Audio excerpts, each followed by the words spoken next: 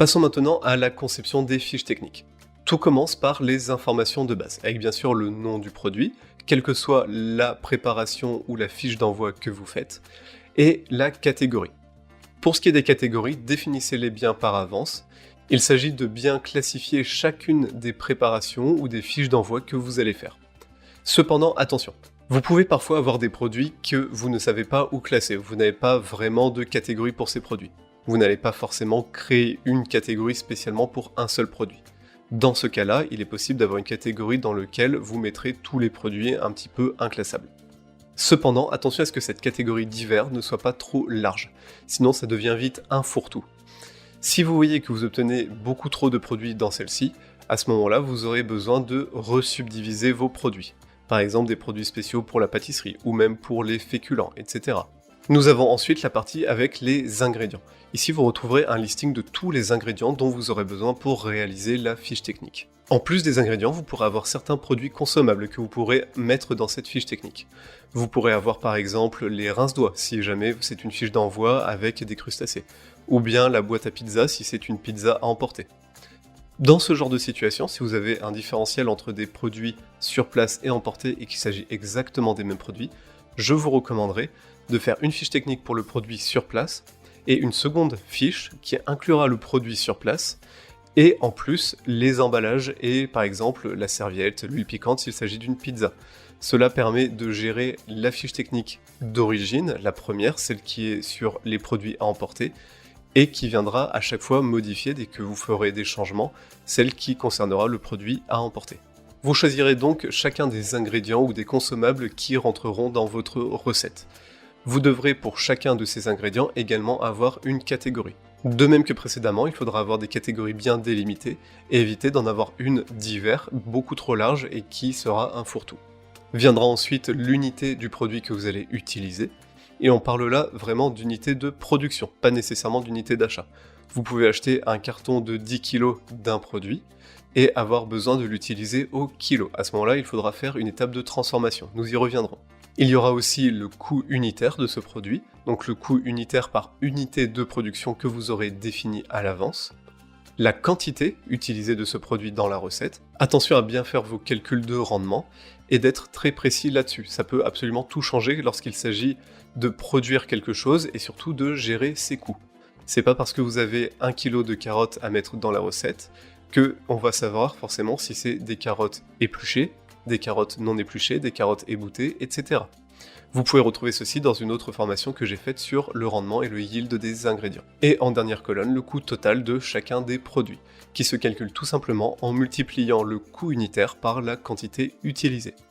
L'addition de chacun des coûts totaux mènera au calcul du grand total, donc du coût total de chacun des produits ensemble de votre recette. Pour ce qui est du portionnage et des coûts, cela se passe un petit peu différemment entre les fiches d'envoi et les fiches de préparation. Pour les fiches de préparation, il faudra déterminer pour chacune des préparations quelle sera la quantité finale de cette préparation et bien sûr l'unité utilisée. Si c'est des sauces, on va parler en litres. S'il s'agit de pâtes pour la pâtisserie, en kilos. Cela peut même être des unités. Pour le coût unitaire des préparations, on divisera le grand total, donc l'addition de tous les produits contenus dans la recette, par sa quantité finale.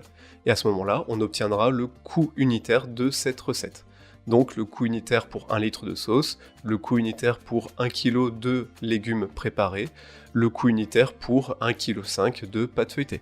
Pour les fiches d'envoi, on divisera le grand total de la fiche d'envoi par le nombre de portions que l'on fera avec cette fiche. En général, il s'agit de une portion, mais dans certaines situations bien particulières, vous pouvez avoir besoin de préparer plusieurs portions d'un coup. Au niveau de la tarification, seulement pour les fiches d'envoi cette fois-ci, on commencera par le prix TTC. Pour définir le prix TTC, il faudra se référer à la stratégie tarifaire de votre entreprise. Est-ce que vous voulez faire des prix ronds, comme 10 € tout pile, ou est-ce que vous voulez faire des prix un petit peu plus psychologiques, comme 9,99 €? Ça, c'est à vous de voir. Il faudra définir le taux de TVA à définir sur le produit que vous vendez. De manière générale, on trouvera 20% pour les marchandises et pour l'alcool. Ce sera 10% pour la nourriture et 10% pour les boissons. Pour la vente à emporter, il y a des règles un petit peu particulières où parfois vous pouvez appliquer des taux de 5,5%. Attention à bien les choisir, puisque cela peut fortement impacter la rentabilité de votre établissement. Il nous reste à calculer le prix hors taxe de votre produit. Le prix hors taxe représente le revenu que votre entreprise va générer à chaque fois que ce produit sera vendu. Pour réaliser ce calcul depuis le prix TTC, il suffit de faire prix TTC divisé par, ouvrir la parenthèse, 1 plus le taux de TVA. Le taux de TVA, si vous avez 20%, il s'écrira 0,2. Donc vous ferez 1 plus 0,2. Pour 10%, plus 0,1. Et pour 5,5%, plus 0,055. Si vous avez besoin de passer du prix hors taxe vers le prix TTC, il faudra faire prix hors taxe multiplié par, ouvrir la parenthèse, 1 plus le taux de TVA, fermez la parenthèse, et vous obtiendrez le prix toute taxe comprise. Pour la fiche d'envoi, pour calculer la marge, il suffira de faire prix hors taxe moins coût unitaire. Et pour le pourcentage de coût, il faudra faire coût unitaire divisé par prix hors taxe. Si vous voulez le représenter en pourcentage, il faudra faire x100 sur le résultat obtenu.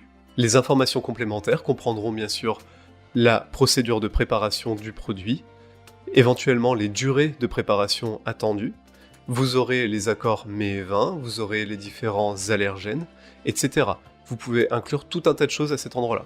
Le matériel et l'équipement qui sera requis, les durées de conservation, vous pourrez mettre les endroits où l'on stocke ces produits, etc. Mon nom est Florian Astier, j'accompagne les restaurateurs dans leur gestion quotidienne et dans le développement de leur entreprise. Je suis l'auteur de La gestion en restauration et du nouvellement paru Métier de bouche, la gestion des stocks de A à Z. J'espère que cette vidéo vous a plu, pensez à vous abonner, à mettre un j'aime et à la partager au plus grand nombre. Sur ce, je vous dis à bientôt, au revoir.